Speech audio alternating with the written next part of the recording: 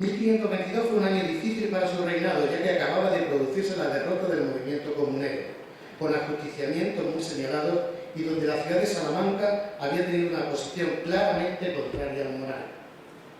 Aunque no son muchas las noticias de esta visita, sí sabemos que algunos miembros de la comunidad universitaria obtuvieron el perdón, como el Bedel González de Valdivieso, el maestro Zúñiga, el deán Pereira o el bachiller Andrés Toro.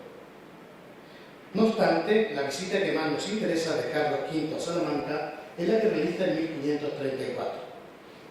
Podemos decir que el emperador fue universitario por un día.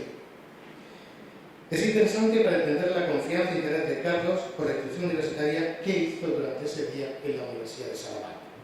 Relatemos esquemáticamente los acontecimientos y cómo sucedieron. En primer lugar, fue recibido por el rector y por el maestro escuela. Los actos comenzaron con la misa en la propia capilla de la universidad para a continuación, como un alumno más, pasar a distintas clases. Así, en primer lugar, asistió la que impartió el doctor Gaspar de Montoya, catedrático de leyes y miembro del Consejo Real.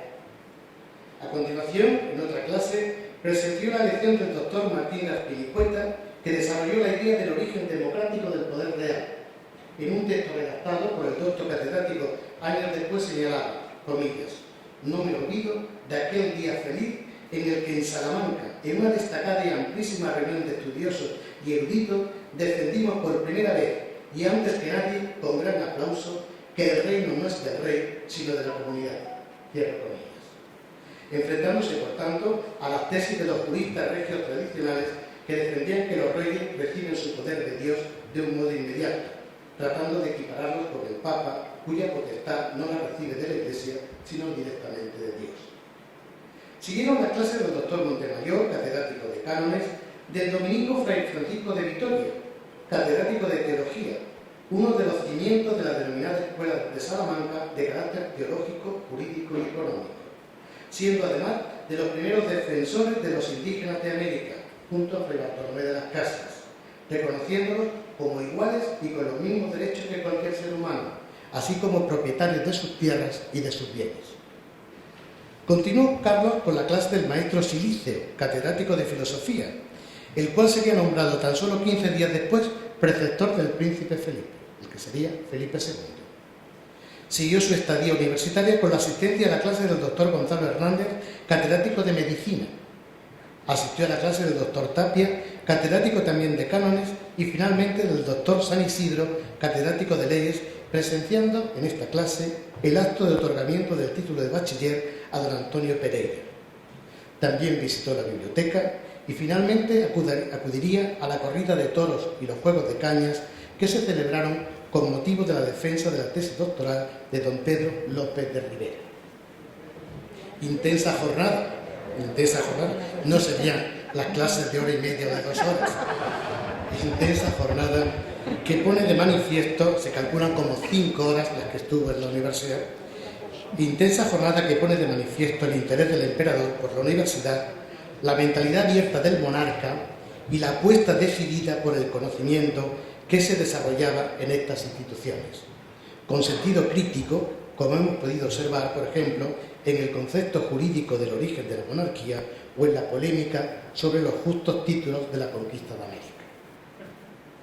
Con respecto a las universidades de Granada, Lima y México, tenemos que señalar que parten de realidades similares, territorios conquistados, lenguas y religiones diversas. Además, estas conquistas territoriales se harían bajo el privilegio de patronato regio, concedido por el Papa, lo que significa que el monarca tenía la obligación de construir y mantener los edificios religiosos, así como a la jerarquía eclesiástica. A cambio de estos compromisos, el rey proponía, nombraba de hecho, los cargos de la Iglesia, convirtiéndolos, me refiero a obispos y arzobispos fundamentalmente, casi en funcionarios de la corona. Además, administraba las rentas de la Iglesia. Esta concesión es muy importante porque el dominio del territorio y la expansión de la religión católica conforman una unidad en cuanto a modelo de gobierno.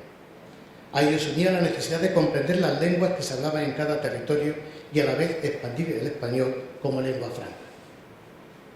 De hecho, si comenzamos con Granada, ya el primer arzobispo, Hernando de Talavera, propone la publicación de varias obras relacionadas con el vocabulario y la gramática árabes, realizadas por Fray Pedro de Alcalá, monje jerónimo de origen morisco. En este contexto, la universidad se funda como estrategia regia para formar un clero competente y capaz de convertir con argumentos religiosos y no por la fuerza a los moriscos que habían sido bautizados forzosamente en el año 1502. Sin olvidar otros puestos de responsabilidad dentro del organigrama de gobierno, lo que es visible cuando se analizan los cargos que obtuvieron los egresados en la Universidad de Granada a lo largo de la Edad Moderna. Otra cuestión también clave para entender el concepto de universidad como espacio del conocimiento es la asimilación de las culturas existentes en los nuevos territorios. No es casual que precisamente entre los egresados en medicina en el siglo XVI, en Granada, figuren los moriscos Alonso del Castillo y Miguel de Luna, los cuales a su vez eran traductores oficiales del Tribunal de la Inquisición y del Cabildo Municipal, y los cuales también estuvieron implicados en las falsificaciones del Sacromonte a fines del 500. Tras la decisión de 1526 del emperador de fundación de la universidad, había personajes en Granada con enorme peso político. Uno de ellos era Luis Hurtado de Mendoza, conde de Tendilla y alcaide de la Alhambra, que consigue del emperador la decisión de construir su palacio en Granada e interviene igualmente en esa otra decisión de conformar la catedral de la ciudad como panteón imperial. La familia Tendilla había mantenido desde la conquista del sultanato nazarí una postura de comprensión y una apuesta decidida por la asimilación pacífica de la comunidad musulmana, entre otras razones por su formación humanista. Y es en este contexto donde se forma, como ya he señalado, don Antonio de Mendoza, hermano de Luis Hurtado de Mendoza, es decir, que el futuro virrey de América está implicado indirectamente en la decisión imperial de la creación de la Universidad de Granada.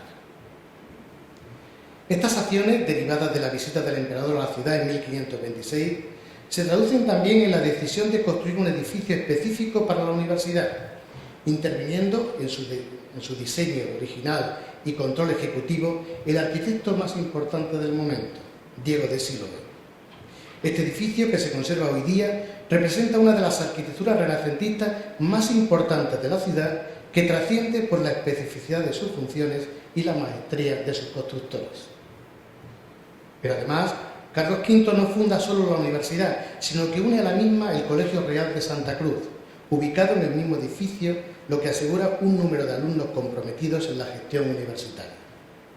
También añade un colegio para niños moriscos, buscando la integración deseada o con resultados muy precarios, lo que llevaría a transformarlo en un colegio mayor para alumnos que asistían a las clases de la vecina universidad.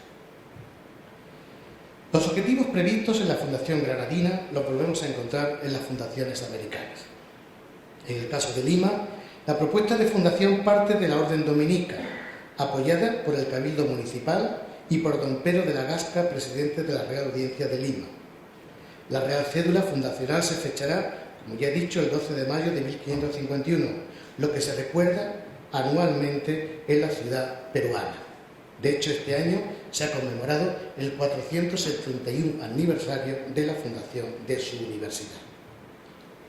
Situándonos de nuevo en ese momento fundacional, el entonces príncipe futuro Felipe II envió para la inauguración, que tuvo lugar el 2 de enero de 1553, en la sala capitular del convento dominico, al doctor Cosme Carrillo, según comunicaba en una carta al virrey del momento, de nuevo el granadino Antonio de Mendoza.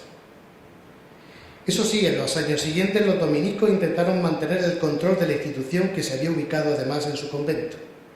Por fin, en 1571, con el apoyo del virrey Francisco de Toledo, se consiguió el traslado a una nueva ubicación, la iglesia de San Marcelo. Además, la universidad pasará a ser dirigida por un rector laico, don Pedro Fernández de Valenzuela. Estos profundos cambios coinciden curiosamente y en paralelo con la concesión de la bula papal ya referida de Pío V en 1571. Además, la intervención del virrey va a tener como consecuencia también la realización de las primeras constituciones de 1582 y la nominación de la universidad como San Marcos mediante un sorteo realizado el 20 de septiembre de 1574 entre los nombres de los 4 evangelistas. Hubo un nuevo traslado por las malas condiciones de la iglesia de San Marcelo a San Juan de la Penitencia, edificio construido para recogimiento de mujeres mestizas que había fracasado y que reunía condiciones óptimas para el desarrollo docente de la institución.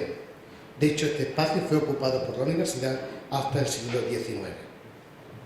En paralelo, y volviendo al virrey Toledo, fundaría en 1581 el Colegio Real, que funcionaría al igual que el de Santa Cruz de Granada, aunque en edificio independiente, como venero de estudiantes de origen criollo. De hecho, era el rector de la universidad, también el rector del colegio. Este edificio se conserva actualmente, siendo un reto de futuro para la Universidad Nacional Mayor de San Marcos su rehabilitación y puesta en valor. De igual forma, el virrey Toledo dotaría a la universidad de una cátedra de quechua, necesaria para la formación de ese clero que debía desarrollar su actividad con las comunidades religiosas de indígenas. Es más, tomó la decisión como virrey que los clérigos y frailes que no supieran la lengua de los indios no se le pagara cierta parte de su salario. Recuerden que por el patronato real quien pagaba a los curas y a los eclesiásticos era precisamente el virrey, el Estado. Esta cátedra se mantuvo activa hasta 1770. La preocupación por las lenguas nativas fue una constante para los responsables del virreinato. De hecho, todavía en el siglo XVIII, el arzobispo de Lima, Pedro Antonio Barroeta, citaba cada 2 años a los curas párrocos para examinarlos de quechua. Señalar que este arzobispo sería destinado posteriormente a Granada, donde moriría en 1775. Las universidades de Granada y Lima tendrán también una vida paralela en relación a la Compañía de Jesús, ya que tras su expulsión en 1767, ambas universidades se hicieron con los edificios que quedaban vacantes. En el caso de Granada, se trasladó a la universidad al denominado Colegio de San Pablo, actual Facultad de Derecho, lo que conllevó la pérdida del edificio primigenio, traslado al que se opusieron de forma muy fuerte a nivel social y público los colegiales de Santa Cruz, que expresaron públicamente sus derechos sobre el espacio que dejaban. Quizás este argumento pudiera constituir la base de una posible reivindicación por parte de nuestra universidad de este edificio ocupado actualmente por la curia eclesiástica. En el caso de Lima, las instalaciones de los jesuitas fueron ocupadas por el virrey Amat, que creó el Real Convictorio de San Carlos en 1770, para posteriormente integrarse en la universidad. Hoy día, conocido como la Casona de San Marcos, es el edificio patrimonial de carácter histórico más importante de la Universidad Limeña. Su enorme extensión, organización en torno a bellísimos patios, valores arquitectónicos y ubicación urbana, en la unión de la ciudad virreinal y la ciudad contemporánea, lo convierte en un referente fundamental de la ciudad, donde la universidad mantiene un elevado número de actividades que aseguran su presencia en el centro histórico. Con respecto a la Universidad Carolina de México, señalaremos que fue fundada, como ya hemos indicado, en 1551. La inauguración tuvo lugar el 25 de febrero de 1553, declarándose patrón a San Pablo, onomástica que se conmemoraba aquel día. Se eligió primer rector al doctor Antonio Rodríguez de Quesada, jurista reconocido, que sería después presidente de la Audiencia de Guatemala. El acto inaugural estuvo presidido por el virrey don Luis de Velasco. Era un momento crucial en que Antonio de Mendoza había pasado al virreinato del Perú, siendo Francisco de Cervantes Salazar, en ese momento aspirante a licenciado, quien hizo la oración latina. Más tarde, Cervantes de Salazar obtendría el doctorado, formaría parte del claustro académico y fungiría como rector en 2 ocasiones, 1557 y 1562. Además de ser el primer cronista de la Ciudad de México, escribiendo un maravilloso libro que se llama México en 1554, que es la primera descripción que tenemos de la ciudad virreinal. La ratificación papal de la Universidad Novohispana se produjo por bula de 7 de octubre de 1595, señalándole los mismos privilegios que a Salamanca, Alcalá, otras de España y la de Lima del Perú. No obstante, esta bula tiene una historia singular. Cuando llegó el documento al Consejo de Indias a Madrid, se consideró que el Papa se había excedido en privilegios, por lo que se decidió comunicar a México que ya estaba la bula, pero nunca se envió. Pasó al archivo del Consejo de Indias. Luego de que hemos escuchado la espléndida conferencia de don Rafael López Guzmán Guzmán con tantos datos interesantísimos, tantas reflexiones, referencias a voces de los 3 países, de los 2 continentes. Me atrevo a recordar únicamente aquello que escribe Elena Carvajal González en el texto Carlos V y la Universidad Complutense, la continuidad de un compromiso. Nos dice la autora, Carlos V aceptará el compromiso ya desde años tempranos de su reinado y lo cumplirá ejemplarmente, asegurando el patrimonio de la universidad y consolidando para el futuro un estatuto autónomo y abierto. Con ello, el emperador comenzó, joven, muy valiosas aportaciones a la vida universitaria a ambas orillas del Atlántico. Ya se ha dicho aquí, como lo acabamos de escuchar, que a diferencia de Portugal, España sí abrió universidades en las Américas. Estará Carlos V, Carlos I, complacido de saber que hoy nos reunimos desde 3 puntos distantes del antiguo imperio, donde nunca se ponía el sol, para celebrar, entre otras cosas, los convenios no solo vigentes, sino activos. Ya comentaba también la rectora Pilar, que la Universidad de Granada es una de las universidades con más, si no es que la más, con más convenios en toda España. Varios de ellos son precisamente con nuestras universidades aquí presentes, universidades carolinas. Y celebrar, por ejemplo, que 75 estudiantes de la UNAM salen a Granada, incluso en estos tiempos difíciles, y 32 a la Universidad Nacional Mayor de San Marcos, mientras que ingresan a nuestras aulas en México 18 y 234 respectivamente. Y en términos de movilidad académica, de la cual el doctor López Guzmán es un gran ejemplo, salen 35 personas e ingresan desde o hacia México a Granada o de Granada a México, y 31 y 18 con respecto a San Marcos. Detrás de cada uno de estos números que he citado, y lo he hecho a propósito, digamos los números, pero hay mujeres y hombres de carne y hueso, la mayoría de ellos jóvenes, obviamente en la comunidad estudiantil, que se benefician de valiosos proyectos compartidos y esfuerzos institucionales e individuales. También es de celebrarse el hecho de que los números entre las 3 universidades señalan inflexiones hacia arriba, lo cual contribuye a la sustancia misma de estas celebraciones. Todo ello pese a las incertidumbres de esta fase de transición planetaria entre la pandemia y la postpandemia. Y desde luego el rector Graue, la doctora Patricia Dávila, secretaria de Salud Institucional, el doctor Francisco Trigo, coordinador de Relaciones y Asuntos Internacionales, les transmiten a ustedes el firme propósito de seguir colaborando a fin de que cambiemos vidas de jóvenes y enriquezcamos el conocimiento en los ámbitos de la docencia, la investigación y la difusión. Hace un rato también, a pregunta de la prensa, se hablaba de la doble titulación. Ustedes saben muy bien, y saludo también a exrectores de esta universidad, todo el trabajo que hay que realizar para concretar precisamente esta aspiración, este sueño de la doble titulación, e incluso se comentaba en algún momento también, un ideal sería que pudieran las 3 universidades en algún campo realizar una triple titulación. Y me quedé pensando cuando escuchaba eso que uno de los temas que me competen directamente, que es la enseñanza de lenguas, puede ser como centro de extensión un ámbito posiblemente como de prueba de aprendizaje para acercarnos a ese proyecto.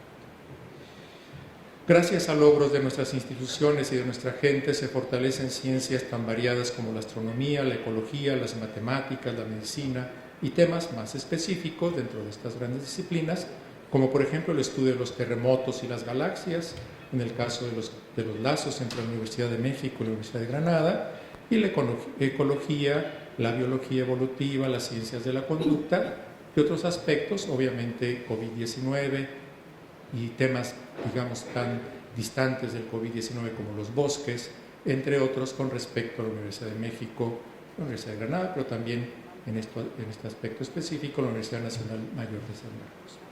Sin duda, para el tiempo largo del que habla el historiador Fernández Prodel, el diálogo entre los países se establece y fortalece mediante valores y prácticas de largo aliento y de impacto profundo y pausado, por encima de las circunstancias políticas casi siempre coyunturales. La paz de la que habló en varias ocasiones Fray Luis de Granada tiene que ver, en última instancia, con la grandeza espiritual y práctica de la educación.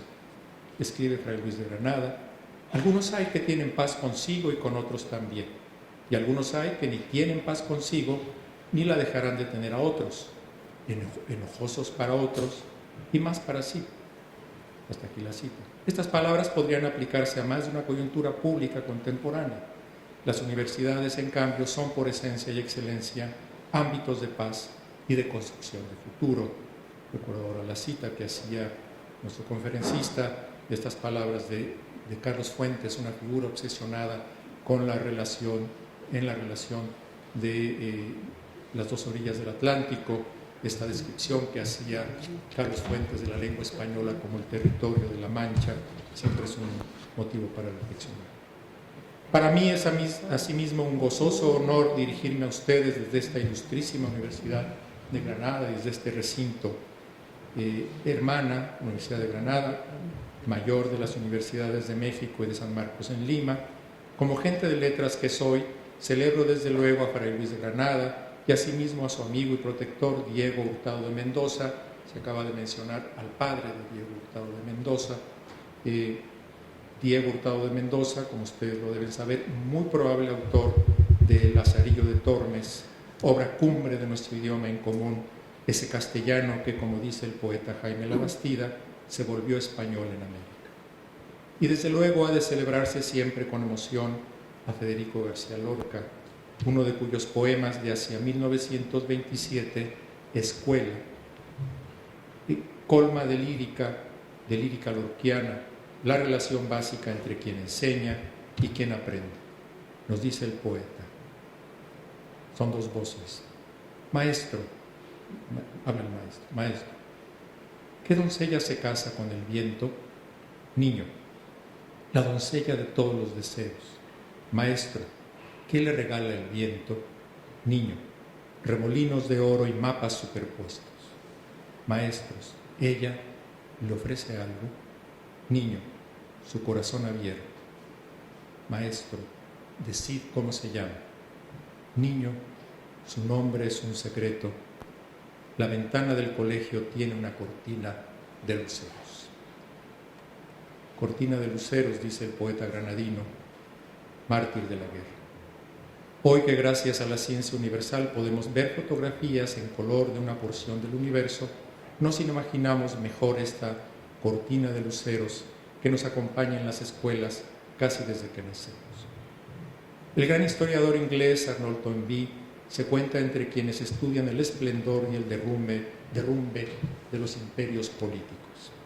Esparta, por ejemplo, se concentró en la milicia hasta extremos que se han vuelto paradigmáticos y buscó mediante las guerras la expansión de sus territorios a fin de resolver la difícil ecuación entre crecimiento demográfico e insuficiencia de tierras para la agricultura y para la alimentación de las poblaciones, en especial de los ejércitos, población que era prácticamente un ejército en Esparta, en un círculo que terminó volviéndose vicioso y autodestructivo.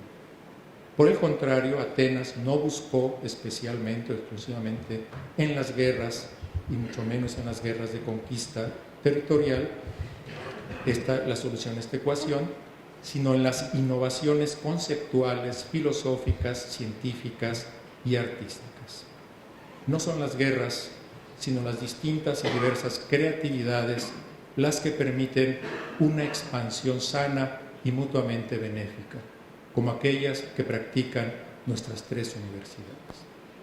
Y es así como a Atenas, no a Esparta, le debemos la filosofía, la lógica, géneros literarios como la tragedia y avances asombrosos en medicina, en geometría, en escultura, en arquitectura y el concepto de logos que aún hoy repercute en la biología y la psicología, entre otras muchas disciplinas. Los imperios militaristas decaen tarde o temprano, luego de provocarnos sufrimientos indecibles. En cambio, gracias a la educación, y en nuestro caso, gracias al idioma español, Nunca vemos que se haga la noche en aquel imperio con el que soñó Carlos V, imperio hecho de cultura, de conocimiento y reconocimiento, de empatía y voluntad de futuro. Es la hora del panhispanismo en el marco que da marco a la internacionalización.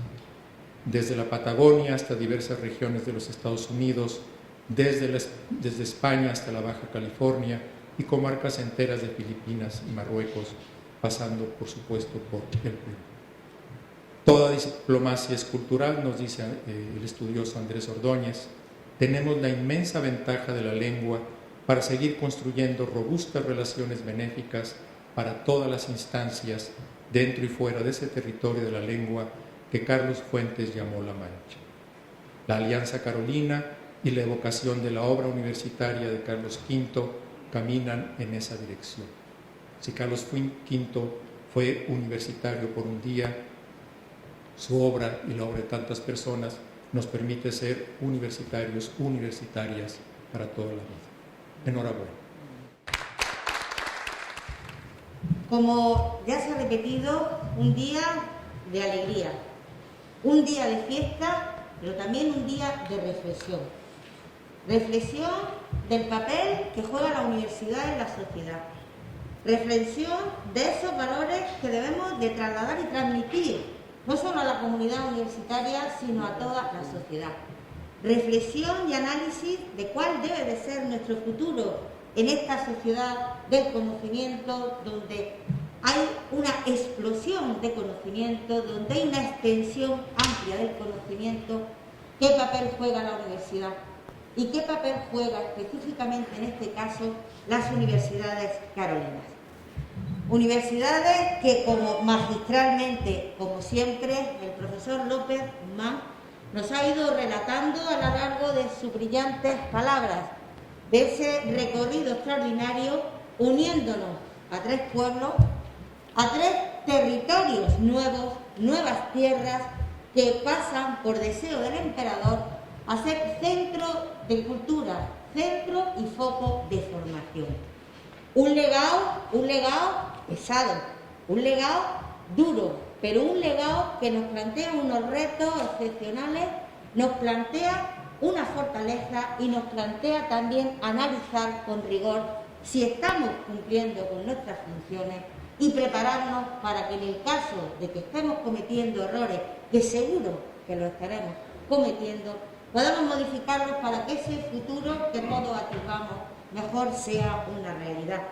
Muchas gracias, conocíamos en esa historia, en ese recorrido. Mañana estoy convencida que en la presentación del libro en la madraza podremos ahondar y aprender aún más cómo ese emperador, que solo fue un día a la universidad a aprender, nos dejó un legado para que todos a lo largo de nuestra vida podamos seguir aprendiendo.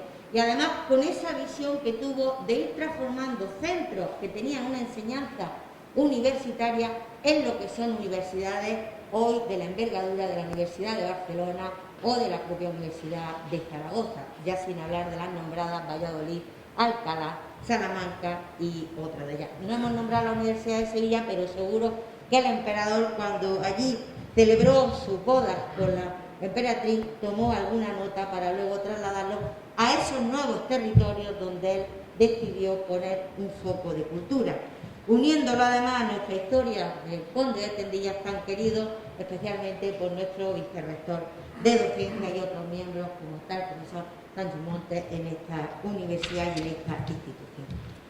3 universidades que comparten valores, 3 universidades que defienden lo que Giner de los Ríos decía: la universidad potencia la ética de la vida. Y ese potenciar la ética de la vida nos carga también de responsabilidad. Nos carga de unos valores que ya están reconocidos en nuestra Magna Carta, donde los 3 valores fundamentales son la defensa de la libertad académica, la defensa de la autonomía universitaria. Rectora, enhorabuena por haber vuelto a conseguir la autonomía para la universidad que fue sesgada en el año 2016. Y además, esa Magna Carta nos indica la importancia del valor de la crítica, de la autocrítica, de la reflexión sobre nuestro papel, sobre nuestros modos y maneras de conducirnos en un mundo tan cambiante y en estos tiempos tan difícil y tan duro. No solo para aquellos lugares que se encuentran en guerra, que son muchos, pero permítanme un recuerdo especial por nuestra situación en Europa de la guerra de Ucrania, pero son muchos los conflictos armados también que hay en el mundo. Una época donde a veces parece que el pensamiento único se instala, y eso es lo que debe de seguirse. Y la defensa de los valores, de la libertad, de la democracia, de los espacios abiertos, creo que deben de constituir una de nuestras misiones fundamentales, unido, por supuesto, a la formación, a la generación del conocimiento y a esa extensión universitaria o transferencia en un conocimiento compartido. Recientemente hemos podido estar en Málaga en un curso que el rector de Málaga tuvo la gentileza de pedir que lo coordinara la Universidad de Granada como inicio de la celebración del 50 aniversario de la Universidad de Málaga, que se celebra este año. Éramos la universidad madre, el alma mater, y él eso siempre lo reconoce y lo lleva adelante. Hemos podido en esos días reflexionar y oír a muchos compañeros y a muchas compañeras del valor de la institución, de las misiones, y cómo esas misiones han ido cambiando, han ido incrementándose, nunca hemos abandonado ninguna, haciendo de una manera, de un símil un poquito más urbano, que esa mochila que llevamos sea cada vez más pesada, tenga cada vez mayor carga, pero que la propia comunidad universitaria en su dinamismo es capaz de asumir, de transformar y de desarrollar. Encargos extraordinarios y excepcionales en una idea de compartir el conocimiento con la sociedad. Hablábamos en este curso que ya no debemos hablar solo de transferir conocimiento, sino de compartir un conocimiento colaborativo, porque las relaciones son bidimensionales, son en los dos sentidos, nosotros hacia la sociedad y la sociedad hacia nosotros. Marcándonos líneas de cambio, indicándonos cuáles son los problemas más acuciantes en cada momento, señalándonos las vías de hacia dónde podemos ir. De ahí que todos los ámbitos del saber sean fundamentales y necesarios. Los ámbitos de las humanidades que nos permiten conocer nuestro pasado, poder desarrollar nuestro presente y cargarnos de herramientas para un futuro mejor. Los ámbitos de las ciencias que nos muestran la base de un conocimiento que va a ir ligado a un desarrollo a veces muy inmediato, que permiten mejorar aspectos de nuestra calidad de vida. Los ámbitos de las ciencias de la salud, donde a través del conocimiento vemos cómo vamos trabajando en la prevención, en la mejora de la salud y en hábitos de vida saludables que permiten a todas las comunidades desarrollar su actividad. El ámbito de las técnicas, los cambios tecnológicos tan asociados al desarrollo, pero que nunca deben de olvidar el valor ético, ese valor ético que Ginés de los Ríos defendía, para que esos cambios tecnológicos, primero, sean extensibles a todas las sociedades, por tanto democratizados, y permitan además un avance de la sociedad hacia una estructura donde se respete el valor y la dignidad de la persona humana. Los cambios que proceden también de los ámbitos de las ciencias sociales y jurídicas, eso que nos pone ante las preguntas más inmediatas que tiene la sociedad. ¿Es la igualdad real? ¿Es eficaz la igualdad? ¿Es eficaz el trabajo que se realiza desde el ámbito de la justicia, como ayer la rectora me trasladaba en su análisis, en su estudio? ¿Es real los aspectos sociológicos que desde la literatura nos están señalando e indicando que debemos de estar ahí trabajando? Se han nombrado a 2 premios Nobel y a una persona que estoy convencida que si hubiese vivido más tiempo hubiese sido premio Nobel. A Octavio Paz, a Vargas Llosa y a Federico García Lorca. Podemos nombrar también a nuestro premio Nobel fallecido hace unos años, Vicente Alessandri. Por ello quiero también hacer una referencia a algo importante que nos une. Las 3 universidades hemos vivido y vivimos en países que han pasado por momentos muy convulsos de su historia, por momentos que nos han llevado a guerras civiles, nos han llevado a luchas, pero las universidades han estado ahí, tratando de defender ese valor importante. Quiero agradecer y trasladarle al profesor Gabriel, cuando hablé con él por teléfono el otro día, que quedó en venir a final de octubre, primero de noviembre, el agradecimiento de la Universidad Española y el agradecimiento en concreto de la Universidad de Granada por esa acogida que la UNAM y que México hizo al exilio español. Muy especialmente a muchos profesores y profesoras represaliadas que encontraron en la UNAM ese lugar de espacio de continuar con su conocimiento, de continuar defendiendo los valores de la institución. Son muchos, por tanto, las ideas que nos unen, las ideas que nos llevan a trabajar para una sociedad mejor. El profesor Mayor Zaragoza, que no ha podido acompañarnos, nos indica que en época de pandemia tiene prohibido viajar. Nos decía que tenemos que llamar a la rebelión universitaria. Ya saben que el profesor Mayor Zaragoza con los años se ha ido volviendo en un revolucionario de las ideas, se ha ido transformando y nos da unos discursos que yo podría decir una arenga, casi como estoy yo en este momento, ¿no? Arengando, donde nos indica que tenemos que ponernos al frente de defender los valores de la sociedad democrática, de la sociedad abierta, de la sociedad libre. Recientemente un documento, bueno, ya tiene un par de años, de la Unión de Universidades Europeas lanzó un texto con unas reflexiones que podríamos decir han recogido bajo el título La Universidad sin muros, podríamos decir la universidad sin fronteras, la universidad abierta, que nos señalan las líneas que coinciden con las palabras que creo que los representantes de las tres universidades hemos manifestado en estos momentos y en este espacio. Días de celebración, pero también, como decía, días de reflexión, días de adquirir nuevas responsabilidades, porque configuramos los tres un trabajo extraordinario. Mañana tendremos una reunión de trabajo completa para hablar de esa doble, triple titulación, para hablar de posibles premios que podamos parar, para hablar de movilidad, para hablar del intercambio de ideas, del intercambio de palabras, algo que podemos hacer en libertad, que podemos hacer con autonomía y que podemos hacer con un compromiso social que creo que es el que nos caracteriza fundamentalmente a las tres instituciones aquí presentes. Muchas gracias a todos ustedes por acompañarnos y creo que a continuación vamos a poder pasar a ver la exposición de esas tres universidades carolinas. Sentimos mucho el calor, sentimos mucho no haber podido cubrir y poner unos toldos, pero estoy segura que con la emoción del momento todos podremos entender y disfrutar de esos espacios maravillosos que las tres universidades compartimos. Muchísimas gracias. En el origen de la Universidad de México estuvieron el arzobispo Zumárraga. Recordemos su preocupación por la cultura que le llevaría a introducir la imprenta en América, el virrey Antonio de Mendoza, que pensaba en una universidad similar a la de Granada, y desde el principio el apoyo decidido del Cabildo Municipal.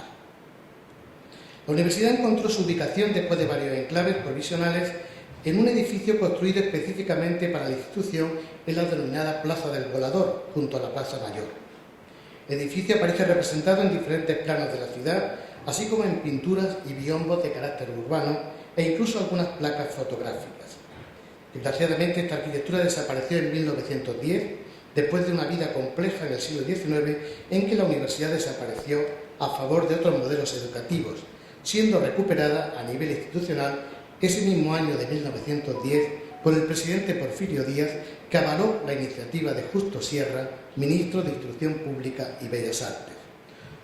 En ese momento se denominó Universidad Nacional de México, respondiendo a un modelo educativo mucho más liberal y acorde con los tiempos que corrían. Por suerte, algunos elementos arquitectónicos y decorativos del edificio se conservan actualmente en distintas ubicaciones de la Ciudad de México, siendo fundamental la portada del Paraninfo, que se puede identificar en la fachada del Colegio de San Pedro y San Pablo en el actual centro histórico.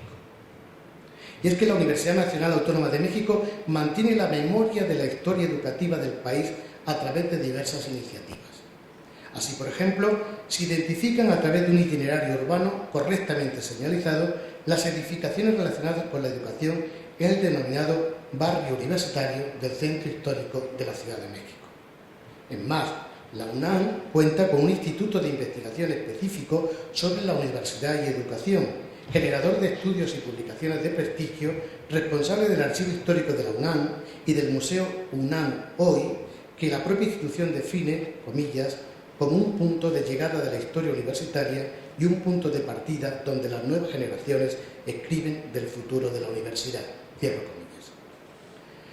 La universidad, fundada por Carlos V en México, contó con una cátedra para la enseñanza de la lengua náhuatl, pero en paralelo el emperador apoyó la creación del denominado Colegio de Santa Cruz de Tlatelolco, interviniendo en su fundación tanto el virrey Mendoza como el arzobispo Zumárraga, los cuales confiaron la organización a los franciscanos. El modelo educativo, de carácter casi universitario, estaba destinado a los naturales, funcionando con las normativas adaptadas del Colegio de Santa Cruz de Valladolid. Allí se formaron los primeros humanistas mexicanos, trilingües, los cuales hablaban y escribían latín, castellano y náhuatl. Se produjeron en esa institución libros fundamentales para el conocimiento de la historia, la sociedad y la geografía mesoamericana, y se gestaron publicaciones sobre todo de carácter científico, médico y de conocimiento de las lenguas de esta zona de América. Un caso paradigmático que avala los resultados de esta institución fue don Antonio Valeriano, alumno aventajado, después profesor y por último rector del colegio. Además fue gobernador de la comunidad indígena de Azcapotzalco y también de México Tenochtitlan. Quiero terminar esta pequeña intervención haciendo una valoración de los escudos actuales de las tres universidades. La de Granada mantiene como emblema la heráldica imperial, sin ningún cambio si efectuamos los necesarios para su utilización con los sistemas tipográficos actuales. En el caso de San Marcos de Lima, en uno de sus cuarteles, no falta el referente carolino al ubicarse en las columnas de Hércules y el lema Plus Ultra. Y por último, en el caso de la Universidad Nacional Autónoma de México, el escudo fue creado por José de Vasconcelos en 1921, desde una perspectiva absolutamente nueva, integrando un mapa de América Latina y la leyenda "Por mi raza hablará el espíritu". Enmarcada esta nueva propuesta, este nuevo diseño de heráldica, por el águila azteca y el cóndor peruano, que recuerdan, a nivel de imagen, la nomenclatura del modelo de Carlos V. Me atrevería a sugerir, si no existió en el diseño de Vasconcelos, un importante teórico de la defensa de los valores hispanos, un recuerdo quizá muy subliminal del origen de la universidad. Aunque, precisamente, el escudo de la Real Universidad de México, de la Imperial, no tenía el águila imperial, lo que tenía eran las columnas de Hércules, pero, como digo, no el águila bicéfala. Considero que la recuperación del legado fundacional, visible a través de los documentos, bienes artísticos, edificios, protocolos y patrimonio inmaterial, es importante para las tres universidades. De hecho, la firma del protocolo que se hizo el 22 de septiembre de 2018, de la denominada Alianza Universitaria Carolina, apunta entre sus objetivos el reconocimiento de sus lazos históricos. Desde luego, el concepto universidad acapara semánticamente valores simbólicos de vasta memoria, pese a momentos grises, casi negros, a veces, que pusieron a estas instituciones en situaciones de profunda decadencia. Pero no por ello han dejado de marcar en nuestra sociedad la historia luminosa del conocimiento. Las universidades, en palabras de Fernando Rodríguez de la Flor, son lugares de memoria, en plural, los cuales fundamentan y dan la clave a la arquitectura cultural del mundo hispánico de todas las épocas. Repositorios de patrimonio inmaterial y simbólico, las universidades crean ciudad en cuanto a infraestructuras y referentes arquitectónicos por su magnitud y especificidad, pero también por sus usos, funciones y redes sociales de convivencia específicas que completan otras propias de cada enclave urbano. Nuestros tres ejemplos, México, Lima y Granada, son paradigmáticos en este sentido de crear ciudad. Las universidades son igualmente lugares de encuentros literarios, por ejemplo. Por las aulas de San Marcos y México pasaron premios Nobel de Literatura como Mario Vargas Llosa y Octavio Paz, o en el caso de Granada, el universal Federico García Lorca. Pero también en los campos más científicos, los rankings internacionales sitúan a estas tres longevas universidades en posiciones de privilegio, sin olvidar el Premio Nobel de Química del universitario mexicano Mario Molina. Creaciones colectivas que pierden fechas de su historia para convertirse en patrimonio común de granadinos, limeños y mexicanos. dialogando en el pasado, aportando datos concretos y leyendas que van estructurando el andamio actual de casi 5 siglos de existencia como epicentro de las ciencias cultivadas. Sin minusvalorar el prestigio de la memoria con sus valores simbólicos, cambiantes pero creativos, hay que pensar en la proyección hacia el futuro, en nuevos espacios, incluso virtuales, del conocimiento. Globalización y redes que permitirán avances significativos y acelerados. Pero paremos y volvamos a reflexiones previas. Es aquí donde la imagen imperecedera de Carlos V nos vuelve a unir, y al margen de las positivas redes a las que pertenecen y con las que mantienen alianza nuestras 3 universidades, la memoria compartida nos obliga a un futuro propio y reivindicativo, apoyándonos y poniendo al servicio de las 3 comunidades universitarias lo mejor de nosotros, sobre todo nuestros recursos humanos, para caminar en proyectos comunes de interés mutuo y siempre con repercusiones directas en nuestra ciudadanía, desde lo cercano al bienestar común de este mundo en el que nos ha tocado vivir y que tenemos la obligación, desde el conocimiento científico y el compromiso ético, de conservar y evitar su degradación. Señalaba el escritor mexicano Carlos Fuentes, en un pequeño libro a modo de resumen de algunas de sus ideas con el título Tiempos y espacios, que el presente es el pasado como memoria y el porvenir como deseo. Memoria y deseo son los lazos de unión profunda entre nuestros orígenes, nuestro presente y nuestro futuro. Considero, apoyándome en estas 2 palabras, memoria y deseo, que estas 3 universidades carolinas deben construir unidas un porvenir brillante, haciendo camino al andar, si me permiten concluir con el verso del poeta Antonio Machado. Muchas gracias.